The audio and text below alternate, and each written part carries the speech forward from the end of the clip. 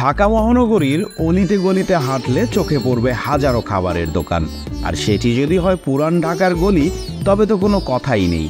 মনে হবে যেন খাবারের গলিতে আপনি এক ভোজন রসিক পথিক। পুরান ঢাকার খাবারের কথা বললে সাধারণভাবে আমাদের মাথায় বিরিয়ানির কথাই আসে, তবে মশলাদার মোগল খাবারের বাইরে গিয়ে কেউ যদি একেবারেই নিরামিষ খেতে চান, সেক্ষেত্রে দারুণ একটি স্থান হতে পারে জগন্নাথ ভোজনালয়। পুরান ঢাকায় কাচ্চি, লাচ্ছি, বাকনখনের দোকানের পাশাপাশি সবারই চোখ আটকে যাবে সম্পূর্ণ নিরামিষ খাবারের দোকান জগন্নাথ ভোজনালয়ে, যেখানে আমিষের কোনো ছিটে ফোঁটাও নেই, যেন নিরামিষের মিলন মেলা বসেছে। জগন্নাথ ভোজনালয়ের সব আইটেম নিরামিষ। ভর্তা, ডাল, ছানা, বড়া, সয়াবিন, রসা, ধোকা সব। রান্নায় পেঁয়াজ ও রসুন ব্যবহার করা হয় না, কিন্তু অন্যান্য মশলা দেয়া হয়।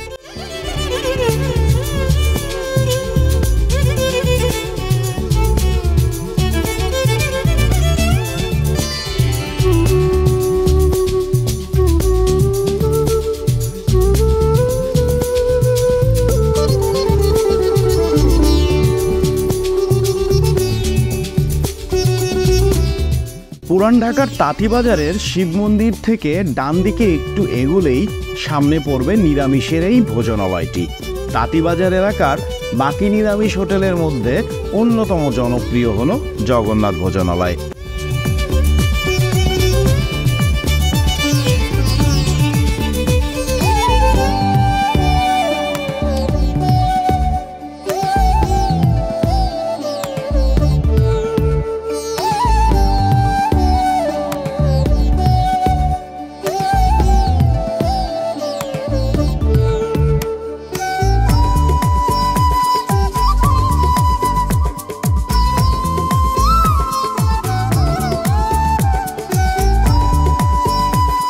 ওপরে বৈদ্যুতিক খুঁটি আর কালো তারের বেড়া জালে অনেকটাই লোকচক্ষুর আড়ালে রয়েছে একটি সাইনবোর্ড, তাতে লেখা জগন্নাথ ভোজনালয়।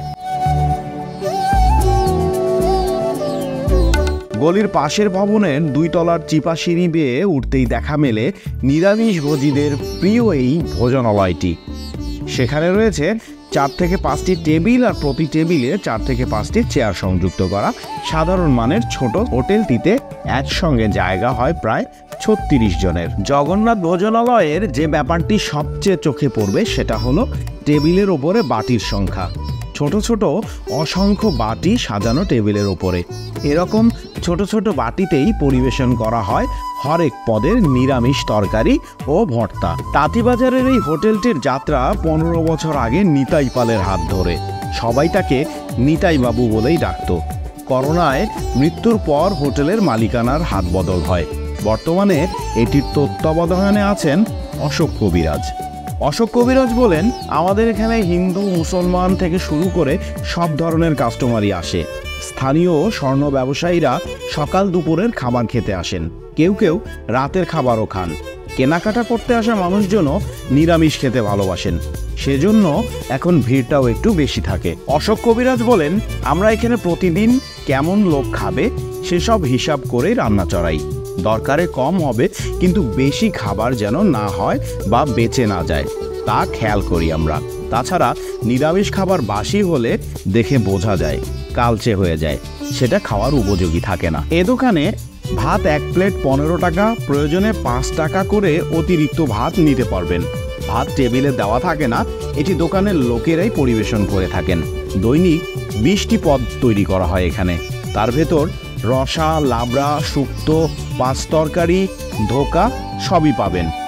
এই দোকানে একবারে বসে প্রায় 30 থেকে 35 জন লোক খাবার খেতে পারবে, আর সব তরকারির দাম 10 টাকা থেকে সর্বোচ্চ 40 টাকার ভেতরে। আজ তাহলে এ পর্যন্তই। ভিডিও ভালো লাগলে লাইক, কমেন্ট, ফলো বা সাবস্ক্রাইব করে পাশে থাকবেন। দেখা হবে পরের ভিডিওতে।